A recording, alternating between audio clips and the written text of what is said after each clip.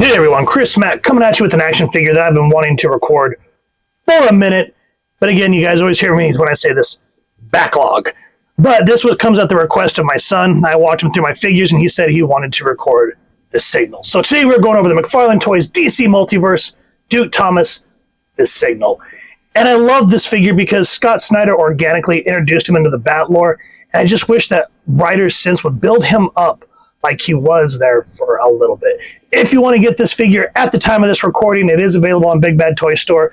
But as I always say, first and foremost, support your local comic shop or wherever it is like to get your action figures and comics. Now you can see Duke here, all the cool accessories I will get to in a minute. The Multiverse logo down there, the Signal, Duke Thomas, side window. Relatively decent artwork there on the back. I do wish that McFarlane and Hasbro, like NECA, would say who the artist is, because I'm not 100% sure who did this piece. Come back around, and again, love this because it saves having to take your figures off the peg, trying to find them. You can just read it here on the side. Nothing on the bottom, nothing on the top. So with that said, let's get this awesome figure out and see what it has to offer.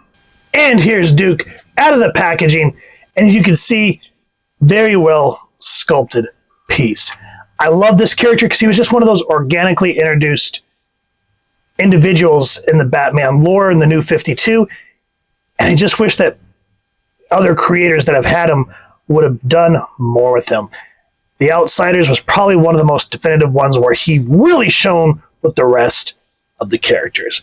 But with that gloating aside, is the piece worth it or not? Let's get him off the stand and get an up close and personal with Mr. Thomas. Duke Thomas was created by Scott Snyder and Greg Capullo. His first cameo appearance was during the 0-year event in Batman issue 21 from August of 2013. His first full appearance was Batman issue 30 from June of 2014. When Duke's parents save Bruce in the immediate aftermath of the hurricane caused by the Riddler, Duke tells him that he's training his mind to be able to make an unsolvable riddle that will set the city free, hinting at Duke's heroic nature. During the events of the 2014 Batman Endgame, the Joker releases a deadly pathogen on Gotham, which mimics his laughing gas on a much larger and effective scale. Joker kidnaps the Thomas family due to their connection with Bruce Wayne. Duke is narrowly saved by Batman, but is forced to leave his parents behind to an infected mob.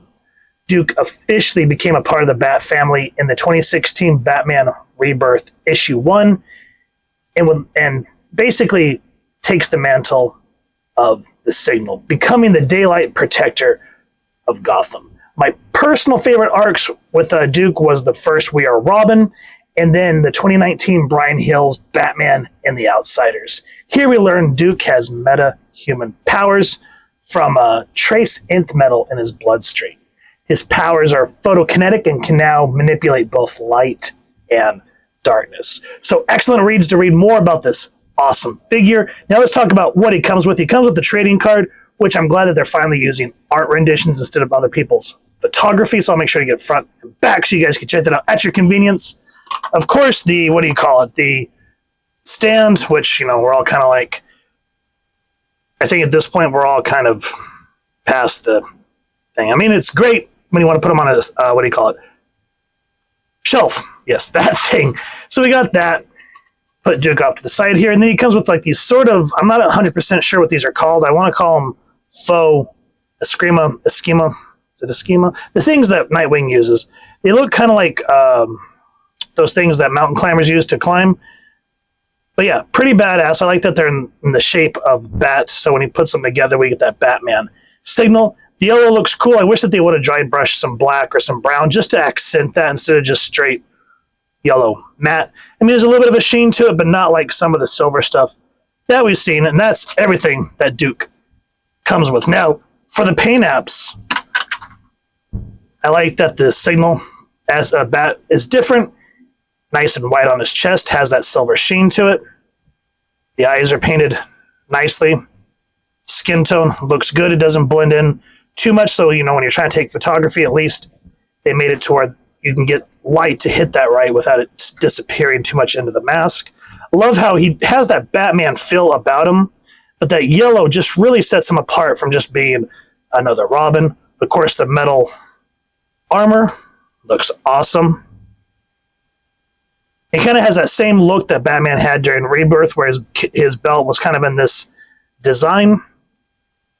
Gloves look great, and I love that it has, of course, the ripple, like if it's an actual uniform, and you can see that they actually made that detail, the waves on his uniform, and that it actually looks kind of like mesh.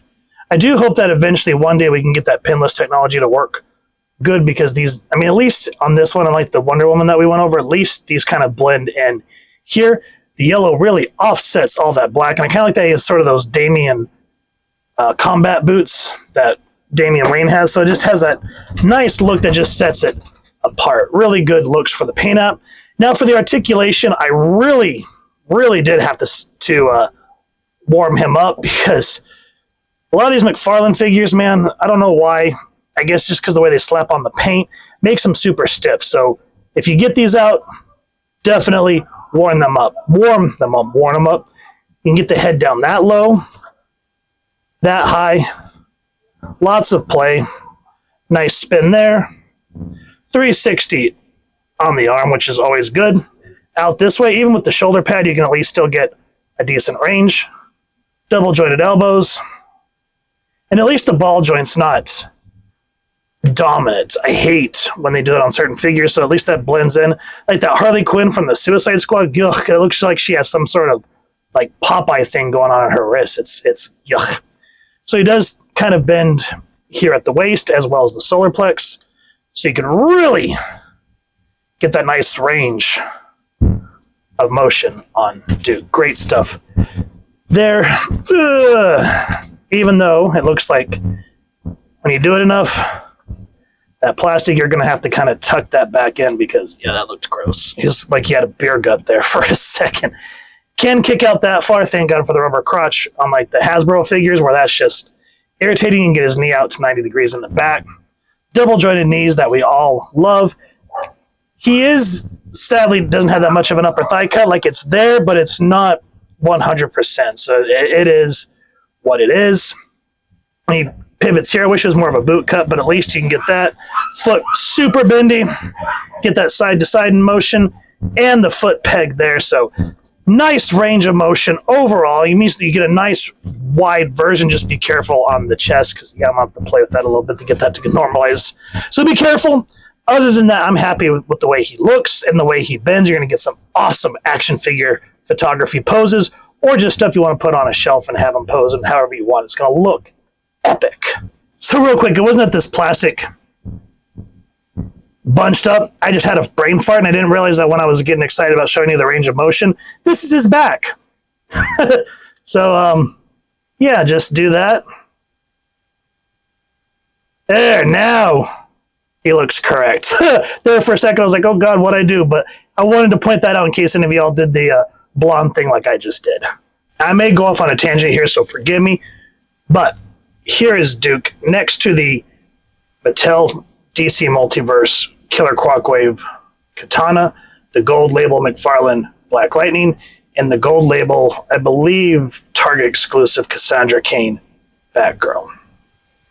And I've said this in several of my reviews, where if McFarlane can figure out a way to make affordable action figures with almost not, I know they're not going to be able to go quality like Mafex or Hot Toys, but at least look at this. You warm her up, great range of motion to pose her, and if you notice, in DY or Cape, this is what we've been asking for, not those big bulky POSs. But I mean, look at how far we've come. I was able to get her down into this position, and even to try to get this Mattel version to do something, I had to put her on a stand, because as you can see, she's already wibbly wobbly as it is. So I'm glad that we've come this far. Though, with that said, McFarlane, if you're watching, doubt it, we need a new katana. Badly. I've hung on to this one because I've not seen another version that I like.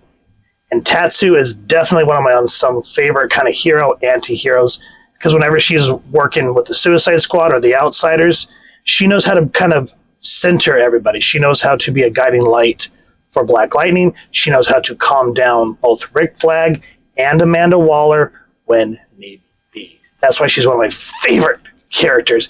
And to have all of them, Cassandra Cain is kind of the same way. She has that peaceful Zen samurai ability about her. So when Brian Edward Hill made The Outsiders and this was the team, loved it. Absolutely loved it. We will go over those eventually. Backlog, as I always say. But here, new Tatsu, because this 6-inch does not match up with the 7 inches. I just put Cassandra down like this because I wanted you to show how freaking awesome this is. And I'm hoping that eventually we can go pinless and just start having our figures that have capes and whatnot look like this.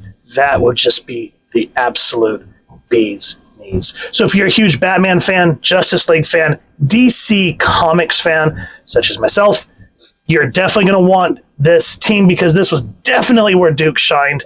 Black Lightning goes through some horrible trials and tribulations that makes him a better character. Cassandra Cain, even though she's not Batgirl in this iteration, she's Orphan, still kicks ass. And the way these two begin to work together and these two work together, you don't know if they're going to be friendships, if they're going to be relationships, but they definitely complement one another. And the set, as far as I can tell, until we get a new Tatsu, is going to complement all of them as I do action figure photography. Did you love The Outsiders? What are you going to do with these figures? Let us know over on our social media pages. Overall, I really do love this figure. He's very well articulated. The accessories are awesome. I do wish that they had weapon storage, kind of like how Nightwing could put his Eskrima sticks in his back. That aside, it kind of would have been cool if, because you have the little holes there, if you could have come with some sort of fishing string or something so you can make it look cool, try to get some like Daredevil-esque poses. But those little gripes aside, I can't complain. We have a relatively still new character that McFarlane released, and I can't complain. I know it's a little bit of an older figure, but still to me Duke is new because since Scott Snyder and Brian Michael Hill, I believe was his name, doing The Outsiders, I haven't really seen a book with Duke that's popped out and stood out and really shown how awesome this character is and how Batman was trying to do something different from the Robins. So if you guys have enjoyed what you've seen, please first and foremost support your local comic shop or wherever it is like to get your action figures and comics and grab this figure, or you can get it at the places we talked about at the beginning of the review. And if you've enjoyed this review, we would appreciate if you take a moment to like, share, and subscribe. Helps the channel more than you could possibly know. And if you wouldn't mind hitting that fancy little bat bell next subscribe, that way y'all continue to get notified. Come to the channel. Love hearing y'all's thoughts and feedbacks down in the comments below or the socials.